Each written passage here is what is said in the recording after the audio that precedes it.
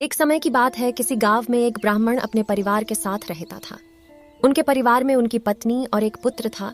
वह बहुत गरीब थे। उनके पास कभी कभी खाने को भी नहीं होता था। ब्राह्मण की पत्नी बहुत दुष्ट और चालाक थी, इसलिए वह रोज ब्राह्मण को भिक्षा मांगने जाने को कहती थी। पर ब्राह्मण उसकी एक नहीं सुनता था और घर में राम नाम जाप करता रहता।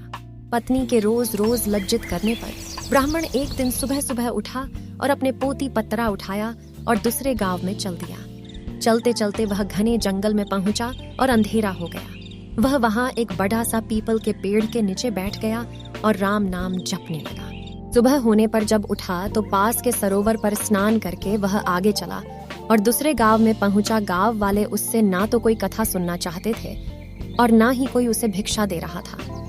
तब वह ब्राह्मण दुखी होकर घूम फिर उसी पीपल के पेड़ के नीचे आकर बैठ गया। वह पीपल का पेड़ बहुत विशाल था। उस पेड़ की जड़ में एक विशाल काला सांप रहता था। उस ब्राह्मण ने सोचा कि मेरी कथा तो कोई नहीं सुनता, ये कथा मैं पीपल के पेड़ को ही सुना देता हूँ, और वह अपनी कथा सुनाने लगा। कथा पूर्ण होने पर पेड़ के नीचे से एक काला नाग निकला और उस ब्राह्मण को एक स्वर्ण मुद्रा देते हुए बोला, तुम रोज यूं ही यहाँ आकर मुझे कथा सुनाया करो, मैं रोज तुम्हें स्वर्ण मुद्रा दूंगा।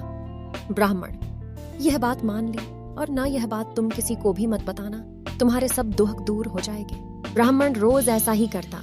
सुबह उठकर नहा धोकर अपनी पोती पतरा लेके वह पीपल के पेड़ के नीचे पहुंच जाता और वहां बैठकर कथा सुनाता।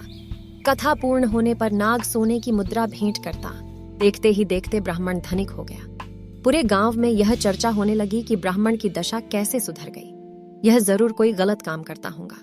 ब्राह्मण को लोगों की बातों से कोई फर्क नहीं पड़ता था। वह नित्य अपना यही कार्य करता रहता था। एक दिन गांव की कुछ औरतें ब्राह्मणी के पास गईं और उससे पूछने लगी कि आपके पति इतने धनवान कैसे हो गए? वह रोज कहाँ जाते हैं और रोज उनकी कथा कौन सुनता है?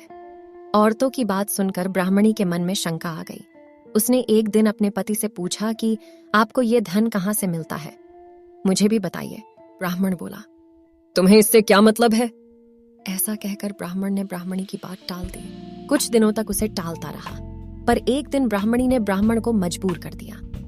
ब्राह्मण ने मजबूर होकर अपनी पत्नी को नाग की सारी बात बता दी, जिस वजह से उसकी पत्नी के मन में लालच आ गया और ब्राह्मण के खाने में नशे की दवा मिलाकर उसे खिला दिया और अपने बेटे से बोली, बेटा, उस पीपल के पेड़ पर जाओ और नाग को मारकर सारी संपत्ति ले आओ। ब्राह्मण का लड़का अपने पिता का पोथी पत्रा लेकर वहां गया और पीपल के पेड़ के आगे बैठकर कथा सुनाने लगा। कथा पूरी होने पर वह नाग बाहर आया और उसको स्वर्ण मुद्रा देने लगा। तभी ब्राह्मण के बेटे ने कुल्हाड़ी से नाग पर वार कर दिया, जिससे नाग की पूंछ कट गई और नाग भी पलटकर लड़के के पैर में डस दिया, जिससे लड़के की मौत हो गई। इधर जब ब्राह्मण उठा तो उसने देखा कि उसके पोती पत्रा गायब है।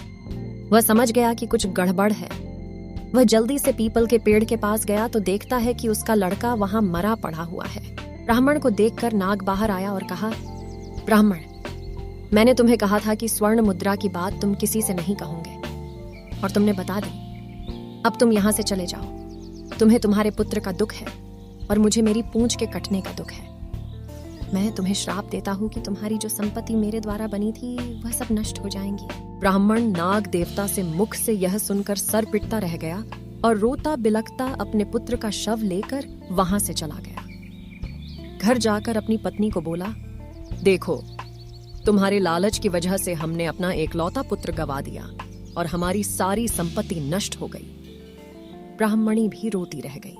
कहानी से शिक्षा दोस्तों, लालच एक दलदल है जो व्यक्ति को विनाश की ओर अग्रसर कर देता है। तो दोस्तों, कैसी लगी आपको आज की हमारी कहानी? कमेंट में हमें जरूर बताना।